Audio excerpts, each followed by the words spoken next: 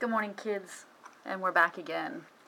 Our next lesson is separable differential equations. Here's your homework, page 357, 1 through 10 all.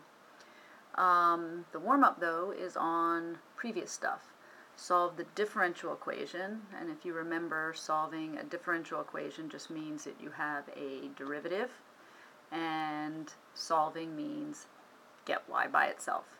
So here's my y wrapped up in a derivative, so I need to do an antiderivative to get rid of it.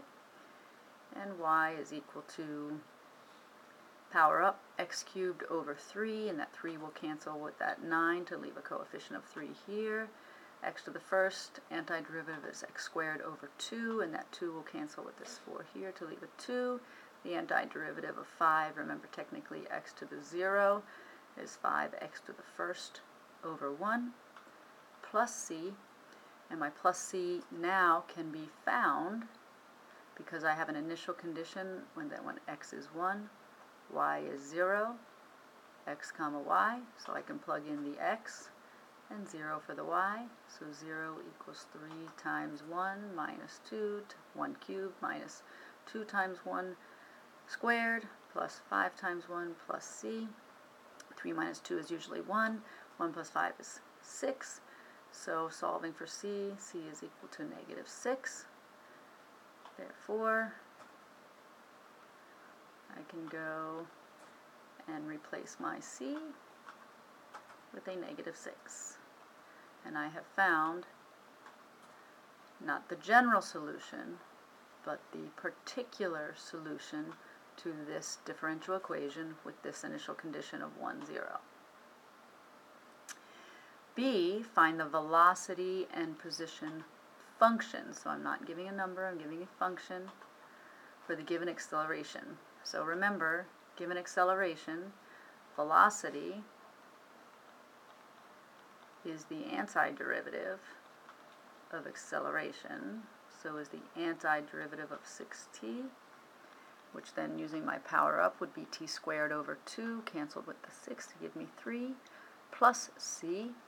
This is a weird way, I just wanted to show you a different way of writing initial condition notation. This v sub 0 means that at time 0, the velocity is 0. Over here at position this 0, time 0, the position is 5. So plugging 0, 0 into my velocity equation just means that c is 0. So that is velocity. So I've answered the first part.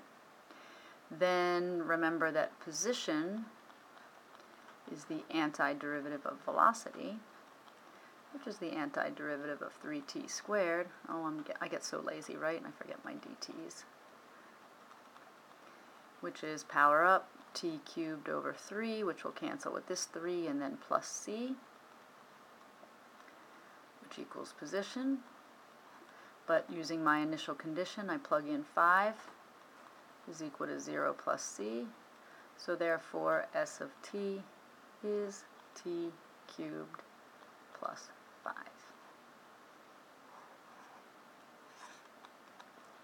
Yay me. Okay. Separable differential equations. So you know how to do differential equations. You know how to solve differential equations. You can solve them plus c for the general form, or given an initial condition, you can solve for the particular one. So the only difference now is this part. So again, I told you last time that differential equations is a whole course.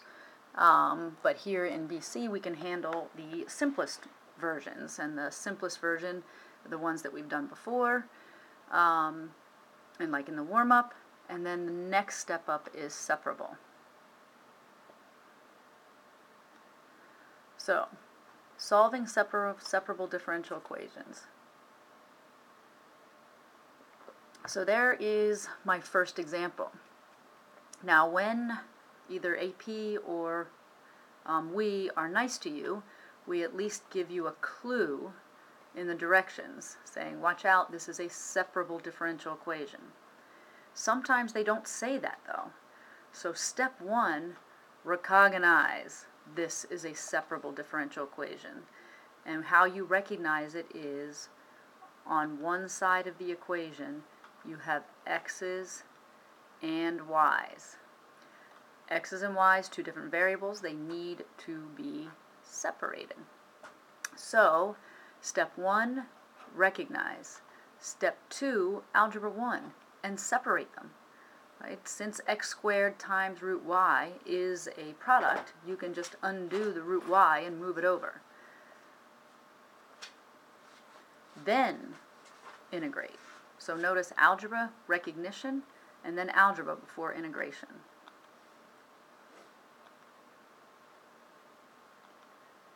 So the first thing I did was divide both sides by y to the 1/2. So over here would be 1 over, right? This would be 1 over y to the 1/2, which of course I can write as y to the negative 1/2. So notice now I have dy with y. I'm going to multiply both sides by dx to move this dx part over here.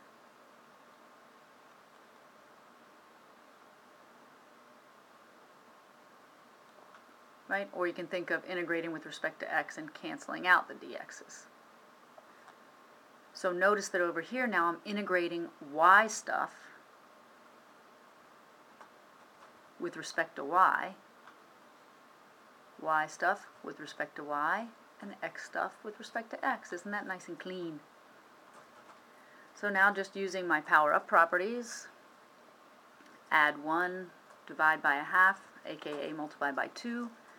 Over here, add 1 to get to a power of 3, divide by 3, and plus c. Yes, technically there's a plus c over here as well, which who knows what that constant is, but I just collected all the constants over here on one side.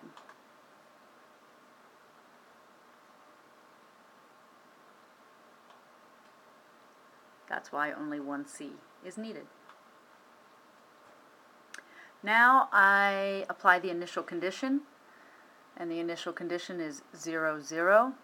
So plugging in 0 for y, plugging in 0 for x gives me c is equal to 0. So this is my final answer, sort of. If no one said get y by itself, I'm not going to. If that's a multiple choice answer, it might be there. If somebody says to get y by itself, I can. Right, but really most of your points is going to be getting here.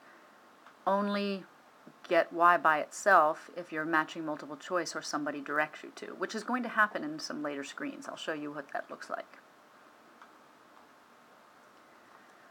So, again, notice nicely solve the separable differential equation given that 1, 0 is on the curve. Now notice, again, I've got x's and y's in the same place, right, on the same side of the equation. Can't have this. So I've got a derivative, which is dy dx, but I've got x stuff and y stuff over here. What to do, what to do? Firstly, check out that graph. That is the graph of the solution to this differential equation. Notice that 1, 0 is on this curve.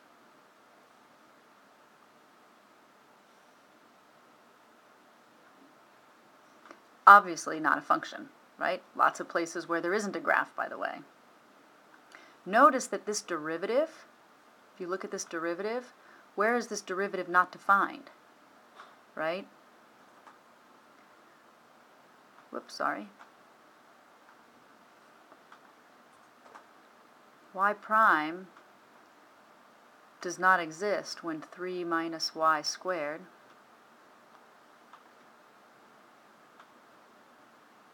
y prime does not exist when 3 minus y squared is equal to 0. Where is that? When y is equal to plus or minus root 3.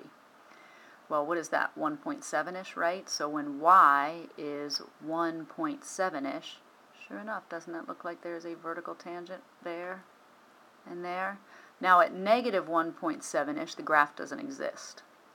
So the negative radical 3 is outside of the domain of the original. Now, how about when you have a horizontal tangent? A horizontal tangent is going to exist. When does y prime equal 0? Well, when 2x plus 1 is equal to 0, which is that x is equal to what? Negative 1/2. So when x is equal to negative 1/2, horizontal tangent. That's nobody asked us about that. I just thought it was cool. Oh, forgot here too, look. Horizontal tangent. Anywho, oops, sorry. How do we solve this separable differential equation? Well, I'm going to multiply both sides by 3 minus y squared. So I get dy dx is equal to, dy dx times 3 minus y squared is equal to 2x minus 1. Now I'm going to anti-differentiate both sides with respect to x. These dx's cancel out. And I'm anti-differentiating 3 minus y squared dy, 2x minus 1 dx. And when I anti-differentiate this, I get 3y minus y cubed over 3 plus c, which I'm going to collect on the other side, is equal to x squared over 2, cancel with that 2, minus x, and here's the plus c. Now I'm going to use my initial condition and plug in 1 for x and 0 for y.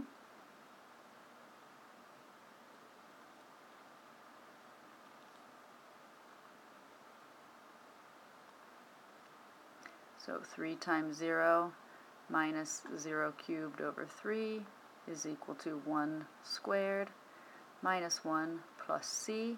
So of course I get 0 over here is equal to 1 minus 1, which is also 0 plus c. Therefore c is equal to 0 if I've done my math right. So my solution is 3y minus y cubed over 3 is equal to x squared minus x plus 0. Nobody told me to get y by itself, so I ain't gonna. Okay, so that is a separable differential equation with an initial condition. Look at the next problem. The next problem just says differential, right? So here's one of those places where no one will follow your work. You could do a whole bunch of math on this and it could look all so very, very fancy, but if you did not recognize, number one, recognize, if you did not recognize that this needed to separate, and you went ahead and did a bunch of math as if you didn't have to separate, you will get no follow-through points. X's and Y's on the same side of a differential equation must be separated. So I'm going to move the y stuff over, and I'm going to say dy dx is, I keep doing that, times 1 over cosine squared y is equal to 2x. And then, of course, some trig recognition, some more recognition.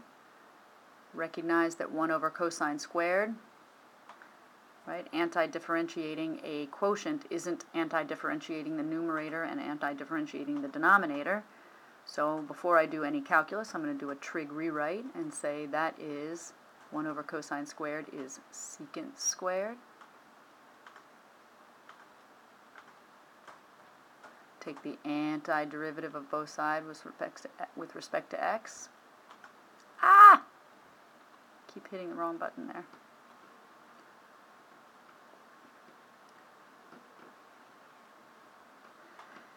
And the antiderivative of secant squared is just tangent. Antiderivative of 2x is x squared over 2, cancel out the 2's, plus c. Notice there was no initial condition, so I'm going to leave my answer with plus c.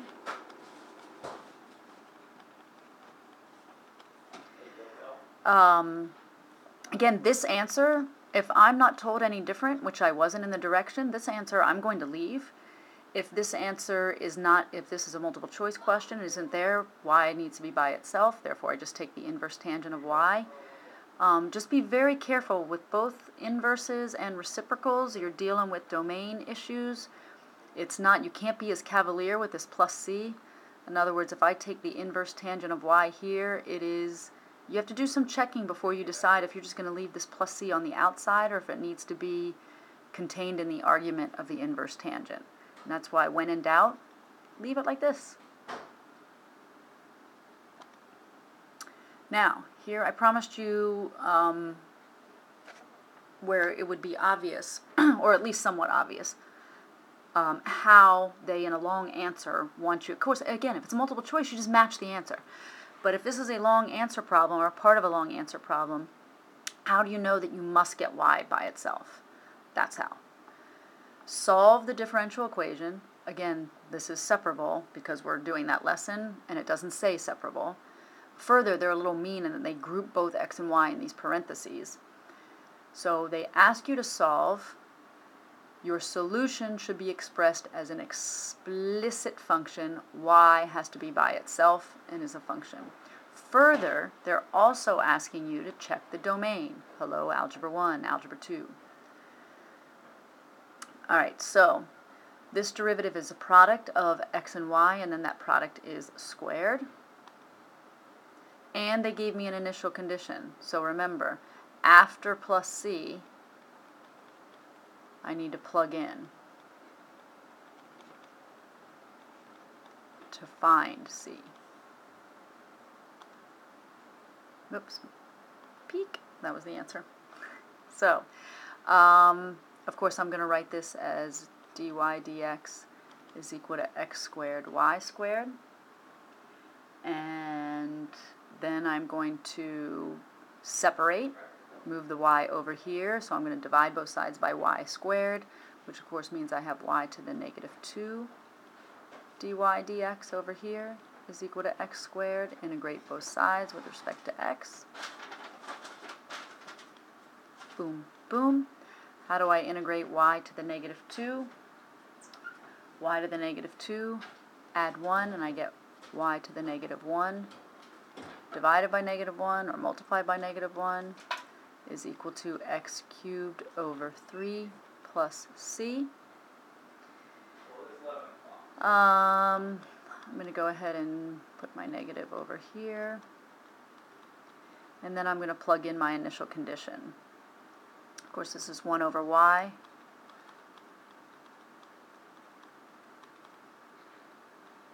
So I'm going to take my y and my x, and I'm going to get 1 over 1 is equal to negative 1/3 plus c. Therefore, c is equal to 4/3.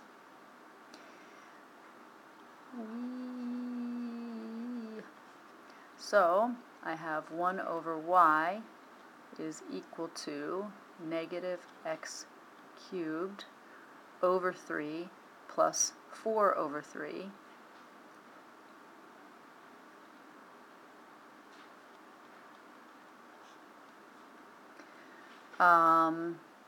I'm going to reciprocate both sides, so I'm going to get y is equal to, and then just cuz, 4 minus, reciprocate Dippy, 3 over, and then put the positive 4 first, minus x cubed. And there's me getting, now again, if nobody had said to get y by itself, I would have left solve for 4/3 and maybe left my answer like that. This wasn't that hard though. So there's my final answer.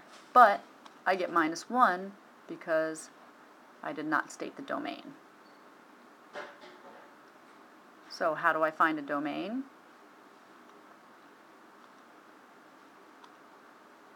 There's the answer that I got.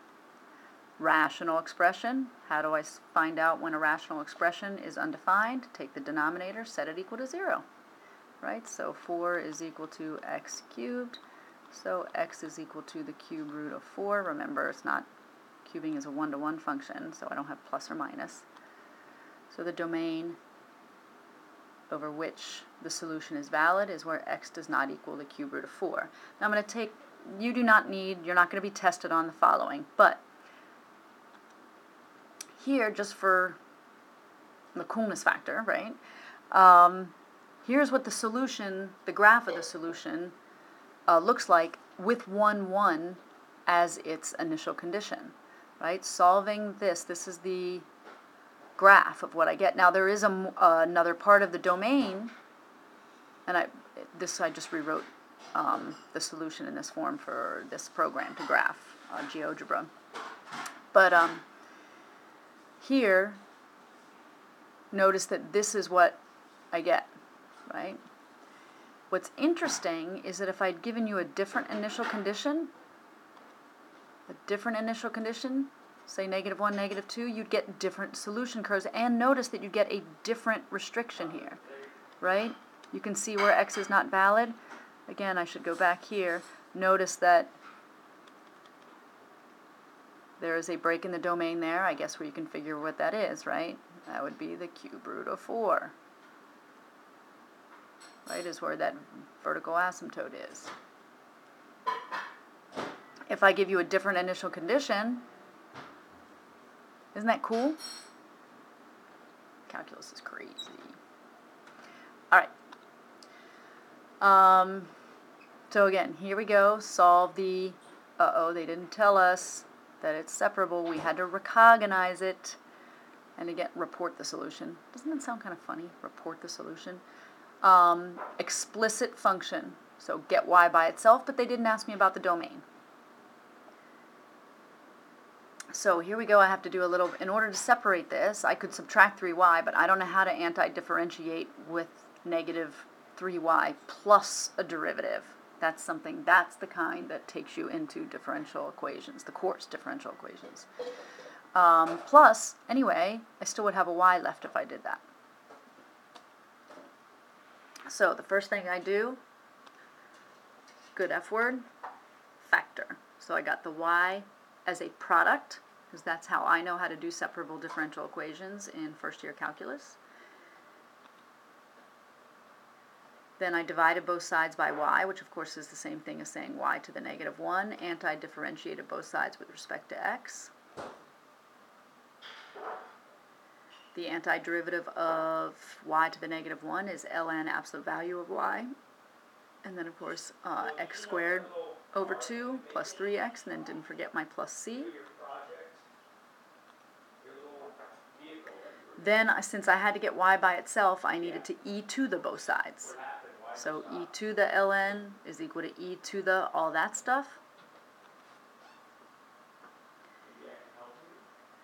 So then, of course, e and ln undo one another, so that I get the absolute value of y is equal to, and then check out this algebra 2 move, right? E to the something plus something else can be rewritten and gone backwards as e to the. Now, of course, I could have split it up again here with this plus, but I didn't need to. And the reason, you know why I did this? E to a constant, let's see, is that e to the first? Is it e to the second? Is it e to the -2? Is it e to the 4.7? I don't care what e to a constant is. You know what it still is? Yep, you got it. A constant. The absolute value bars were a little awkward, but what that just means, remember, absolute value just means that you could have inputted a positive or negative. So technically, that means y is equal to plus or minus that constant, right? Because e to the c is just a big constant, which is multiplying e, which kids get confused. They're like, hey, I thought I was always plus c afterwards. Well, it came from these exponent properties. That's why the c is multiplying. And then, of course, I don't really need the plus minus, right? Because whether your constant is plus or minus, it's still just a constant. So I went through this nonsense to show you that in reality, I just disregard when I'm going through all this. I don't bother with my absolute value bars for this reason, because it ends up to be plus or minus a constant, which is still just any constant. So there's my answer. Now remember, if you solve a differential equation and you're claiming that this y, and nobody gave me initial condition, right? No initial condition.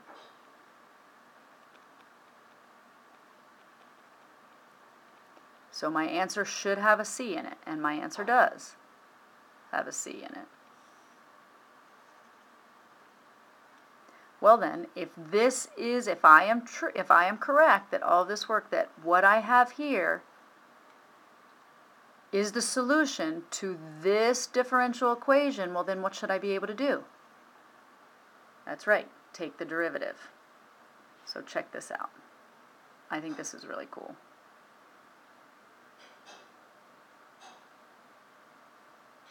I'm not even going to say anything really. Just watch.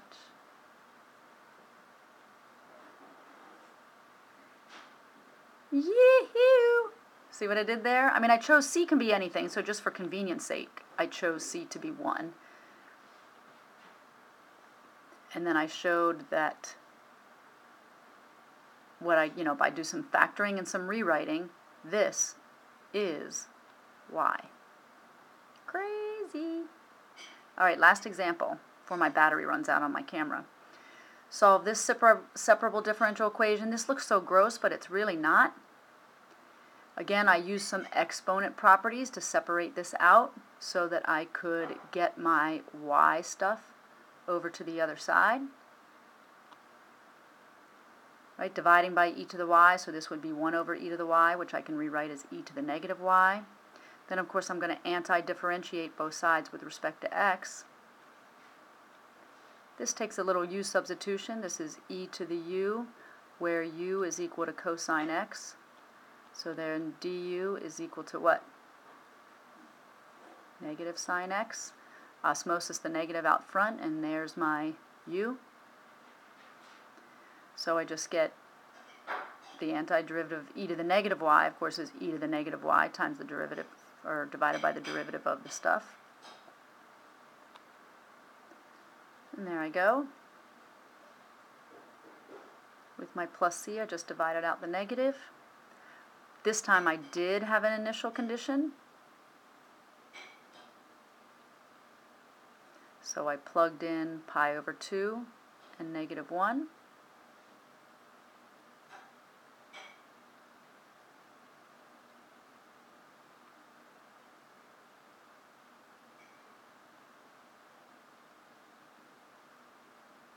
Got e to the negative y.